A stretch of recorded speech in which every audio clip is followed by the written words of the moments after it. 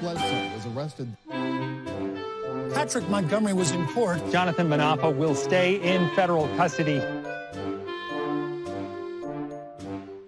No, I don't take responsibility at all.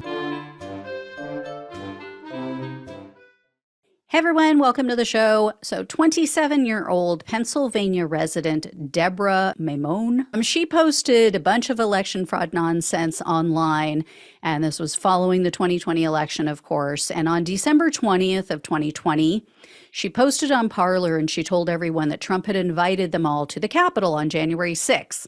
And she encouraged other users, saying, quote, "Now's the time to stop being stepping stones. Stand up for what you believe in. Time to get angry," with a bunch of exclamation points.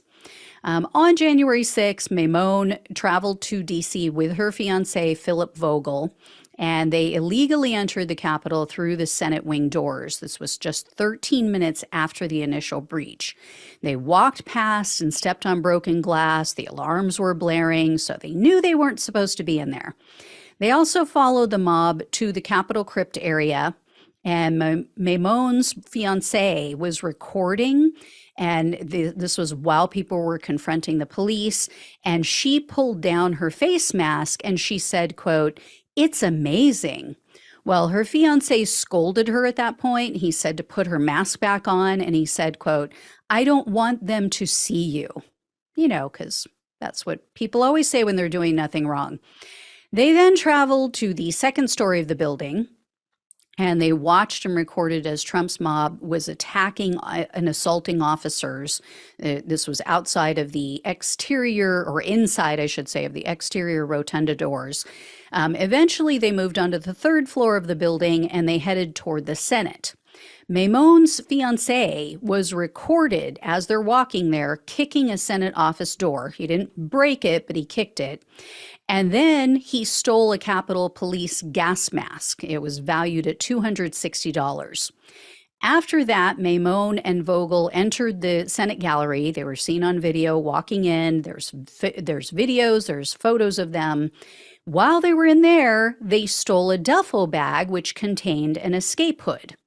That item belonged to the U.S. Senate, of course, and the combined value of the bag and the hood was just under $300. A short time after that, they exited the Senate gallery, and then they were seen rifling through a bag that was marked police. Maimone found another escape hood in that bag, and she stole that one too. Following that theft, the couple exited the Capitol, and on January 7th, a user on Parler called out Maimone for her illegal actions. The person said, quote, "So you were illegally occupying a government building?" And Maimone responded with, quote, "I'm not saying that, you stupid couch potato. I'm saying I was at the government building full of tyrants," all in caps, "and I watched a ton of patriots that were fed up with being shot at, flashbanged, and gassed for trying to peacefully protest. And they took the Capitol. That is the home of the people and paid for by the people." That last part all in caps too. So Maimone was arrested on March 19th of 2021, and she was charged with theft of government property, entering a restricted building or grounds, 2 counts of disorderly conduct, and parading or demonstrating in a Capitol. In June of 2023, Maimone pleaded guilty to the theft charge, and she was facing up to 1 year in prison, 1 year of probation, and $100,000 in fines. The prosecutor, though, requested only 3 months in prison, 1 year of probation, 60 hours of community service, and $1,806 in restitution. That restitution fee actually represents the market value of all of the stolen items, as well as just the standard restitution fee for damage to the Capitol. Unlike her fiance, Maimone has no criminal history. So that's why the government requested a lesser sentence for her. And U.S. District Judge Randolph Moss presided over Maimone's case. And there isn't any publicly available information about what happened at the sentencing hearing, but Maimone was sentenced to only 2 years of probation and the $1,806 in restitution. So, I guess we can now illegally enter government buildings and we can just steal federal property, and it's just totally cool with judges in this country. This is a joke. Judge Moss should be ashamed of himself. This is a precedent he is setting.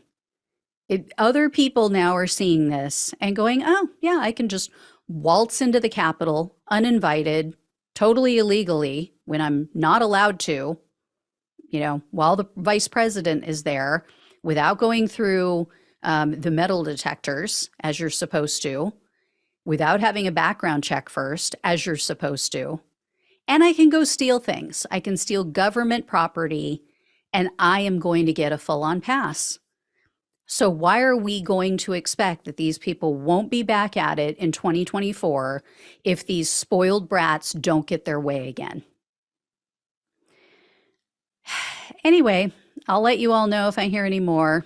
As I said, she doesn't have a criminal history, so, maybe that bodes well for her, but her boyfriend is a different story, which I'll share with you all very soon.